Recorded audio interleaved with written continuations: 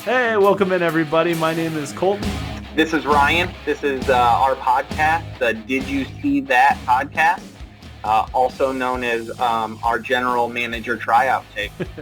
Yeah, we're going to keep posting these once or twice a week until somebody picks one of us up and we get to run one of the teams in the state of Ohio. Amen to that. So keep your ears open, everybody. If you know somebody that knows somebody, check us out on LinkedIn. Definitely. Thanks for listening.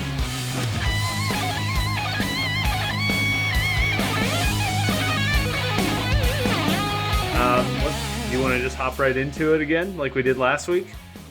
Yeah, let's kick off with, you left the show saying the Guardians were going to be in first place when we talked again. So where are we at? It did. We are currently, it is Tuesday, August 16th at night.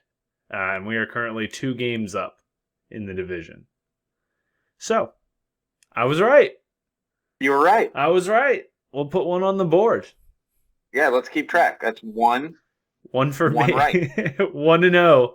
We've got one going so far. Yeah, I mean, I don't think it's anything too crazy. It wasn't like I was betting against anything that was not super obvious. They had a pretty good shot at coming out of the weekend in first place. So I think it's a good spot to be, though. They're a young team. Yeah, and, you had me think about it, so I pulled it up, and their strength of schedule to close out the year, they've got the 6th easiest schedule to close out the rest of the season. So with that being said, where do they end at the end of the year? Where do you have them at? This is going to be a tougher one than predicting 4 days from now.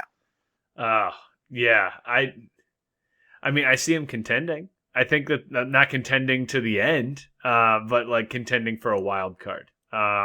Like hanging around and being a little pesky. However, if they start to string together a bunch of good wins and the pitching rotation locks in, the team that went to the World Series wasn't that far different from a scrappy team that kind of figured it out in the second half. So, not that that's like any path that seems right in front of this team, but it's not out of the realm of possibilities. It's kind of interesting. So do you have them in a wild card, or do you have them winning the division? I think they're going to be in the wild card. I think that they've strung a bunch together here, but there's not enough continuity on this team. They're a different team every single night. Yeah, that's true. I think they pull it out. I think that the schedule's easy enough. I think the young kids are going to play like they don't know any better, and I think they're going to put enough wins together to still be in first place. Now, I think it's still going to be close, and I worry about what they do in the playoffs, but I think they take the Central this year. I hope you're right. That's a much more fun outcome, honestly, and they have the players to do it. They can. They have the bats actually coming through in an interesting way lately. We don't have any like power hitters. I don't know. Would you consider Josh Naylor to be a power hitter? I guess. No. he has power, but I wouldn't think of him as a traditional power hitter. Right, and like Jose Ramirez, home run derby, it's like obviously he's not a power hitter either. So they have offense in a nice way. I think the hitting coach, and I do not know his name, I should look it up, but the hitting coach should get a ton of credit. Brand new this year, the team being completely young and coming through, and there's players we had last year that are turned it on in a significant way. Yeah. I agree. I think they're doing a good job. They're playing a little bit over their heads, but it's a sprint now to the end. I mean, we're not talking about a ton of games left, and I think they can hold on to it. Yeah, so, if they rattle them off, it'll be cool. Did you see we talked a little bit about the Field of Dreams game. Did you see those jerseys? I did. That they wore at the Field of Dreams game. Yeah, old school. I like it. Yeah, I did. There's nothing not to like about the whole game. You're getting Griffey Jr. and his dad to play catch. I mean, that's great. I mean, that's a win from last year. They did great with Costner coming out, and then this year they had that. I mean, why can't baseball do that more often? Why isn't that like the standard field? It's like you just go back to the roots and make it more fun, you know? We all want to watch it on TV anyway. I catch myself watching a ton of Little League World Series. I love Little League World Series. Me too. And it's just because they put the ball in play. There's not a ton of strikeouts. There's small ball. It's not all home runs. All the things we talked about last week. And they enjoy playing the game. And, not that Major League Baseball is going to take anything from the Little League World Series, but it's fun, man. It's exciting to see those kids play their hearts out. Yeah, I agree. So, all right. Well, let's put your prediction test or a streak to the test. So, how about a Brownies prediction? I know you were thinking about something for them. So, what do you see there? So, I'm thinking on the Browns front. Obviously, we have our Deshaun Watson dilemma, I guess we should call it. Maybe like it's my Deshaun personal Watson. You Deshaun said Watson our dilemma. Deshaun Watson. It's my dilemma that I have, specifically. But I think that if I want to make a prediction that has anything to do with that, and I do, I think that we're going to have resolution prior to the preseason 3 game. I think that before the ball is snapped on the 3rd preseason game for the Browns, we will know what's going on with Deshaun Watson. Now, that gives us about a week and a half for this guy to figure out what he wants to do, or when Roger Goodell slips the card under his door or whatever's about to happen. But I think in the next 10 days, we know what's going on for the rest of the season. Okay, you feel that way strongly, or you just spun a wheel? What makes you pinpoint week 3? I don't have any hard evidence. However, just having watched the league for as long as we have, and knowing that the league is now much more in control of basically this ruling, right? I think that the timing is not so much as the Sue Robinson timing, where she was just taking her time to make a decision she wanted to, and make a good decision that she felt good about. The NFL's like, listen, the season starts in a week. See, week 3 of the preseason's usually the last week. You see a bunch of starters. The fourth week they throw out people, and they don't have the 4th week now, right? So we're gonna be, hey, the week after this we're starting. We need to know. Yeah, I think you're right. I think they're going to try and clear the deck before the season starts. They don't want halftime shows, post-game shows, or even, the right before the season previews of them talking about the Browns and what's going on with Deshaun Watson. They want to put this thing to bed, is my guess. Yeah. Caveat to this prediction, if I'm wrong, and it goes longer than the 3rd game, it may go weeks into the season.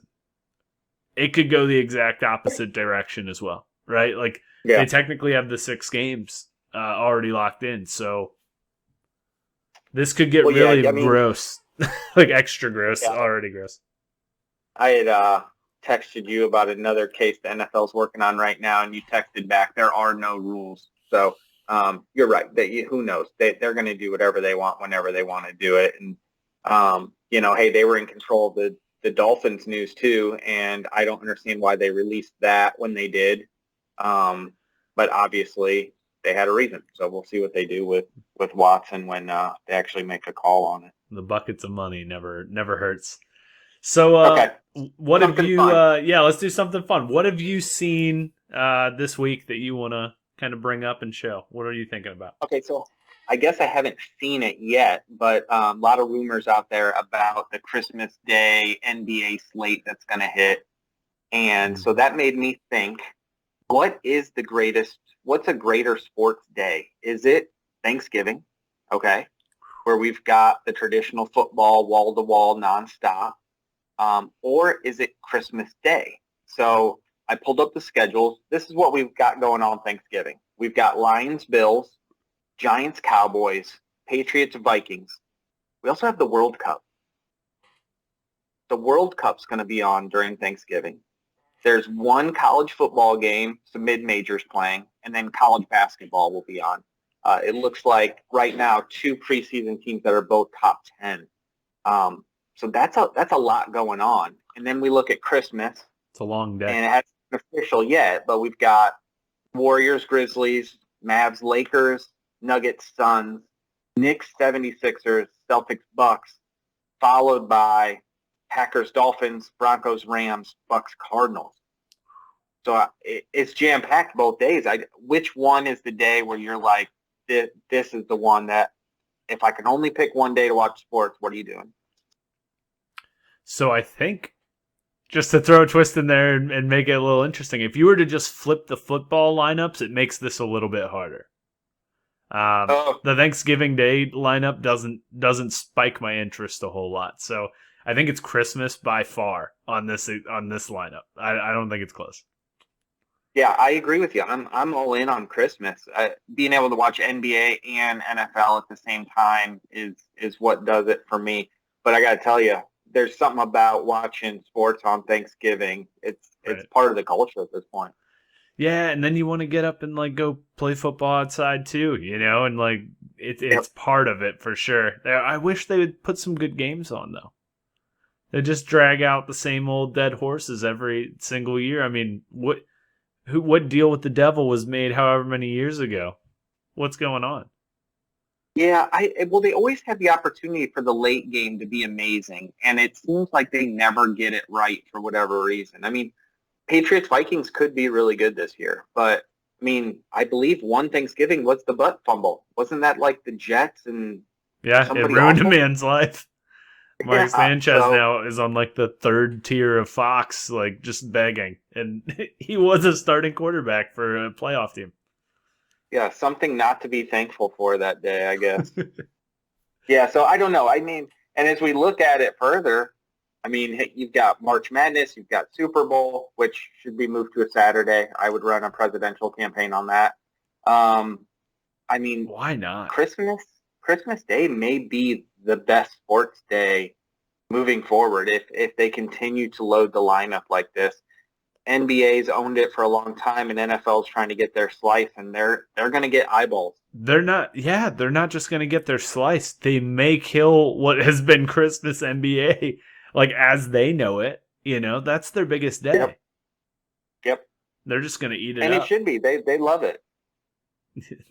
Yeah, I mean, and it's always been at least something to watch. The Cavs Warriors Christmas Day games have been some of the most fun that I remember. Like, and there's been great ones always, but you're gonna tell me if there's one TV in the living room at grandma's house, you're gonna not watch one of those awesome football games over over the NBA game, or are you gonna drag out a 32-inch from like the other room and put it right next to That's that's the great thing about having your phone now, is it? that you can watch anything whenever you want. But my guess is because of fantasy football, because of the betting, NFL is going to be on Christmas. People just 100%. don't bet and don't follow NBA like they do. But NBA is a great sport to have on in the background as you're doing a whole bunch of different stuff.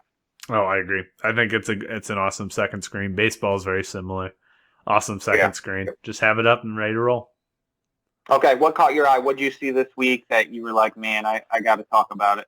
So, an old buddy of Cleveland Browns fandom, Mr. Joe Sherbert, the Sherbert man himself, Joe Sherbert, Yeah. signed with the Denver Broncos, and I just thought that was interesting. It spiked my interest. Now, I don't think that's like it's obviously not a world-ending signing, but I think it's an interesting piece to a team that is getting a little bit of hype, but not a ton for having a pretty cool roster. So I was looking at the Broncos just a little bit, and I wanted to see if what you were thinking on the over under line.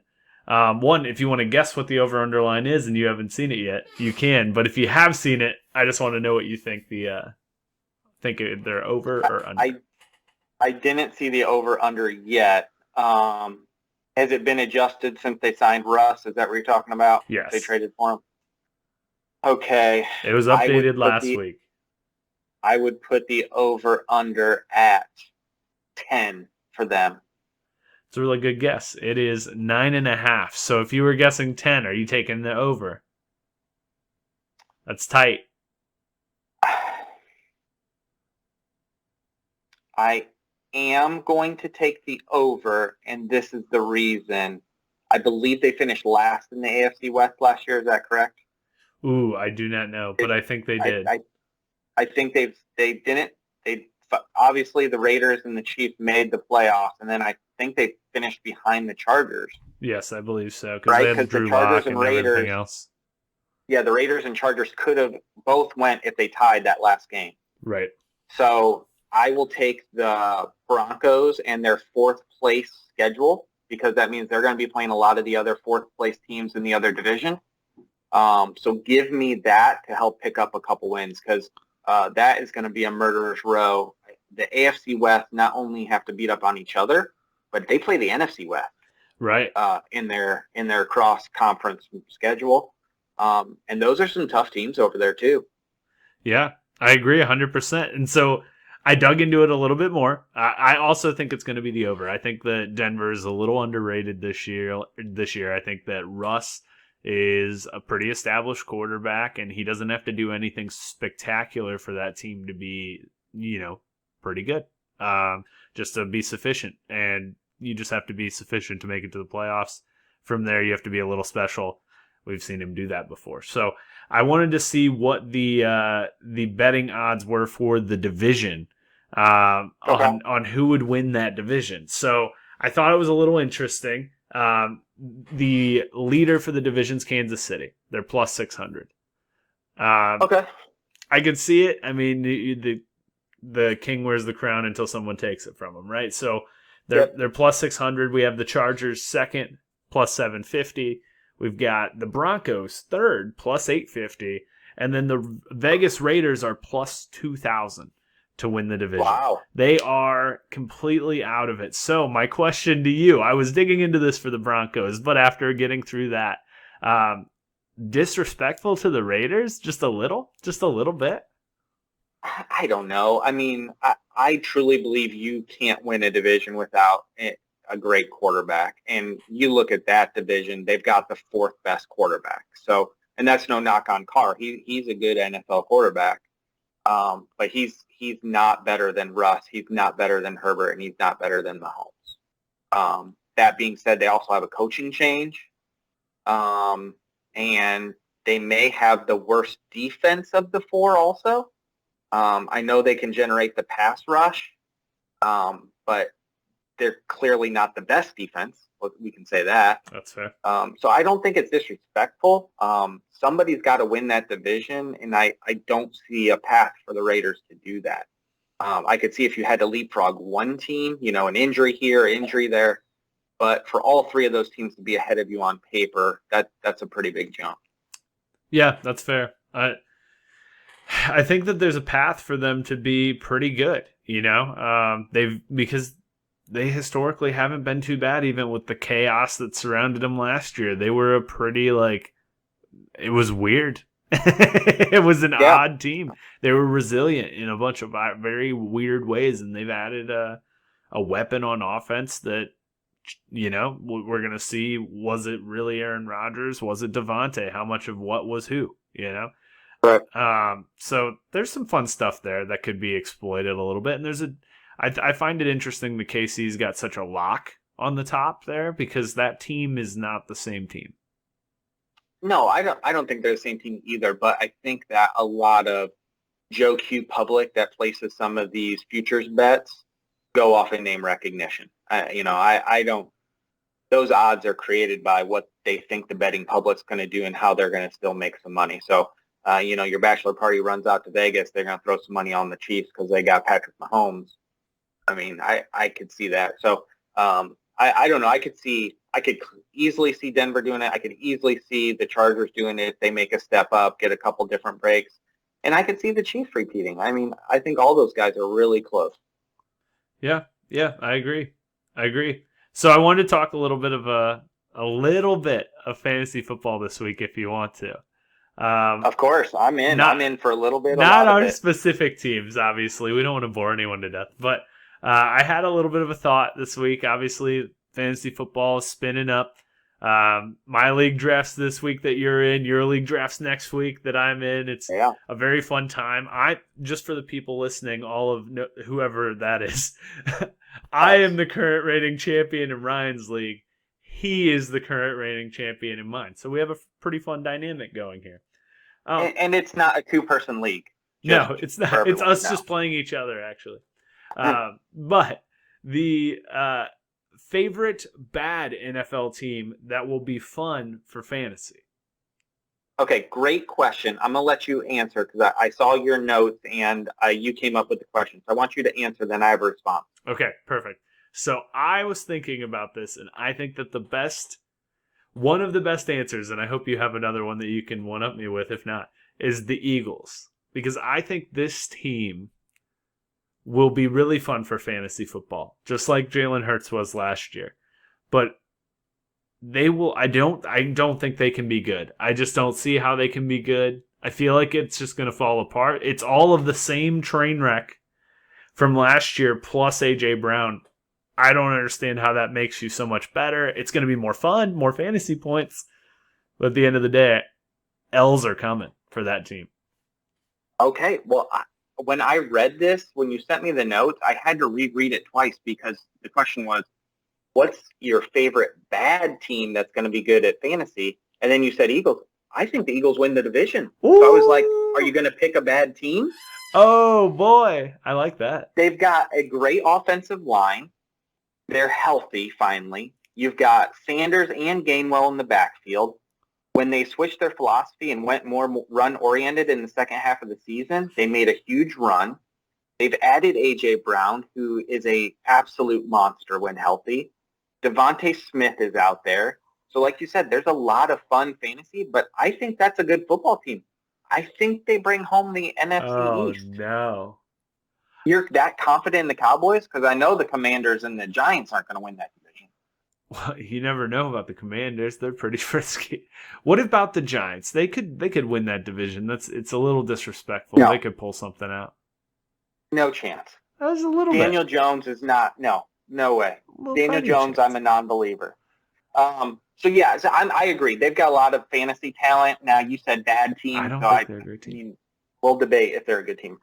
Okay, this is who I came up with when I thought about it. Lions, bad team, right? We've got we've got Swift on there. We've got Amon-Ra St. Brown. We've got DJ Shark trying to make a comeback.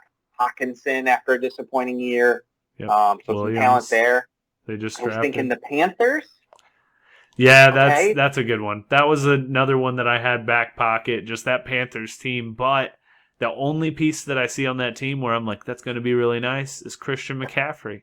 So it was like, okay, but Moore be continues to post. But who's going to throw it some more? Okay, well, Baker's done it before. He's thrown the ball into the end zone before. I've seen it with my own two eyes. I didn't go with either one of them. So that led me to the Jaguars. Ooh. Okay, so people were talking about Trevor Lawrence like Andrew Luck and John Elway had a baby. And the dude didn't forget how to throw the football. You've got NTN coming out of the backfield. They just gave Christian Kirk a ton of money. But I couldn't pull the trigger on the Jaguars. And it left me with two teams. So one's the Cardinals.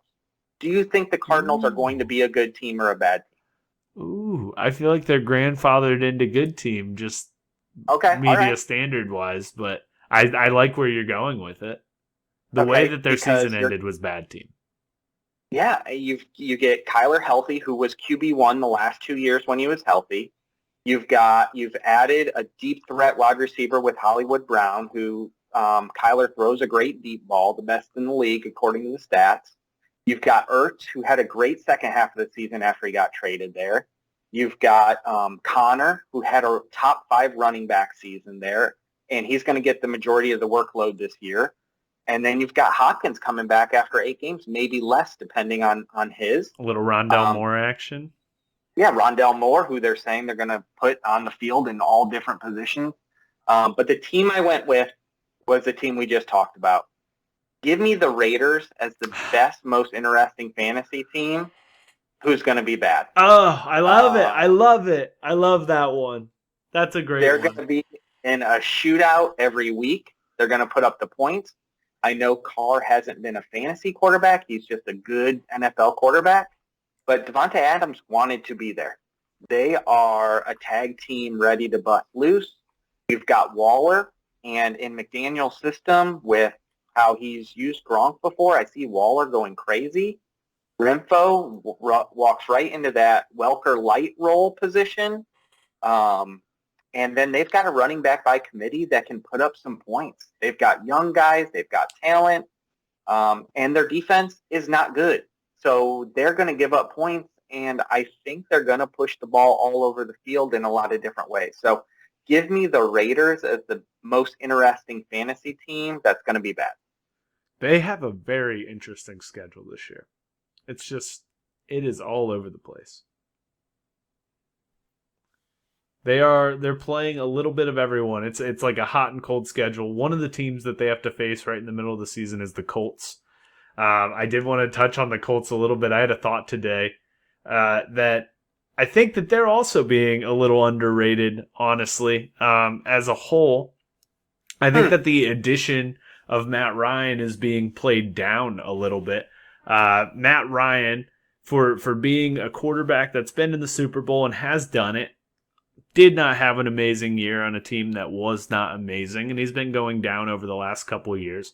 However, a Matthew Stafford was traded from Detroit to the Rams, a man who was beaten all to hell in Detroit in the last couple of years and wasn't able to be on the field a lot, who arguably is better than what Matt Ryan is at this moment, right? However, I don't think it's that big of a different scenario taking a veteran that honestly has even more experience and putting him into a system where the team is pretty good around him. Right away. I agree. I mean, do you think Phillip Rivers 2 years ago was better than Matt Ryan is right now? Jacoby Brissett. I mean, that team went to the playoffs, right? Yeah. That team went to the playoffs with Phillip. So I would say I love that. I think you see more of the offense like that year that they had Phillip Rivers. I think you see Nyheim Hines get a lot more play. I think that, and they definitely didn't have as good of a receiver core as they do today. Pittman Jr. is going to be a number one wide receiver this year, and he's going to be found. He was, yes, yeah. If you go back to last year, no, but he's going to be catching balls. Not good at throwing in the end zone.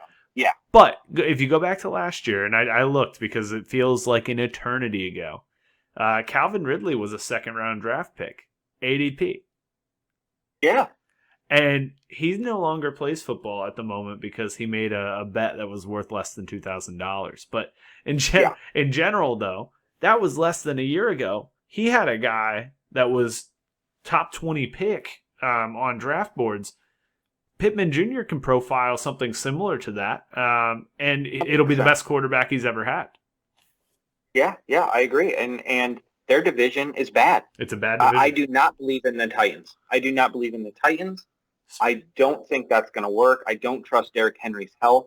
I don't trust, with the amount of work he's had the last 2-3 years, I don't like Tannehill. I just don't. And then you've got the Jaguars, who are at least a year or two away. And then the Texans, who may get relegated to college football. I don't know. Yeah, the G League of the NFL, whatever that is. Yeah, the XFL, so they're like, sorry, too many in Texas. We're out. Yeah, we're out. So, yeah, give me the Colts in that division. But I don't think they fall into the bad NFL/fantasy team. No, not at all. Not at all. They're I think they're underrated and impressive, and it was just a thought I had in the middle of today. So, where do you have the Dolphins? Do you have them on the good side or the bad side? I honestly, this year, I have them very much in the realm of where I had the Cardinals last year, of a team that's like primed. I feel like they're primed.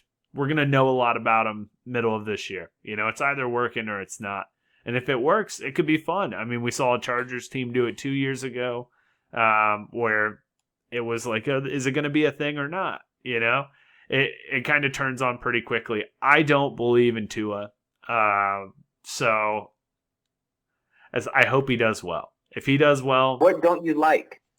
I've just not seen it happen. When has it happened? Yeah. Where has it happened? It's happened in some nice videos in practice, but they brought Ryan Fitzpatrick in to save him. Like, that's my thing. I hear all the time about how accurate this guy is, how smart he is, and how well he delivers the ball. But every Dolphins game I watched, he struggled. Fitzmagic came in, ran the same offense, and was getting chunk yardage on play after play after play. Throwing him blind. And I don't know. Maybe it's the injury he was coming back from. I don't know. Maybe it's because he doesn't have a beard, but it was something. So I don't know. I don't know where to put them. I won't believe it until I see it, is where I'm putting the Dolphins. Do we think that the Texans are tanking again with the Davis Mills thing where they're like, no, he's our guy? I think they tanked when they hired Lovey. Yeah. And that's nothing against Lovey. I just think that they had the person they wanted, but because of all the drama and everything going around, and I don't think it was probably the right person, but you can't hire somebody that coaches high school football to come run your organization for you. But I think they were forced into hiring Lovey, and it's going to be a stopgap until they hire somebody else. So I think they're in the toilet for a while. Yeah, I think they're okay with being in the toilet, right? That's a gross spot to land right now. I just would not want to be any piece of that team. Yeah, the owner is like, he may take over as worst owner in the NFL. The team's not ran well. He makes crazy comments like the prisoners running the asylum. He's obviously caught up in the Deshaun Watson issue. Yeah, he didn't have any fans with J.J. Watt and DeAndre Hopkins. I mean, there was some drama on the way out where they were like, good riddance, you know? Yeah, and I believe their left tackle, Brown, refused to suit up, right, after the comments about prisoners running the asylum, right? So his major stars, people that get paid, are out. I mean, Watson did the same thing even before his issues. He was holding out because he did not want to play for the organization. Right, exactly. And that, I think that sometimes gets crossed up in all the stuff that's happening with him is like there was like two things going on at the same time there. He was out because he wanted to be out, you know? Right. And then they wanted him to be, and then he had to be. It was like it's a handful of things. That was a slippery slope. It was. Well, do you have anything else you wanna hit this week, or at least early in the week? We've got some stuff coming up. I mean, other preseason games are coming. Bunch more Guardians games this week. We'll see if we can keep a streak together here. They did lose last night, second half of the doubleheader. They dropped one, so we'll see if they string one win together today. Yeah, I want to focus in, like you said, there's a big fantasy draft this Saturday, so that is kind of where all my attention is going. So I'm going to be locked into the NFL this week and see what kind of pops up there.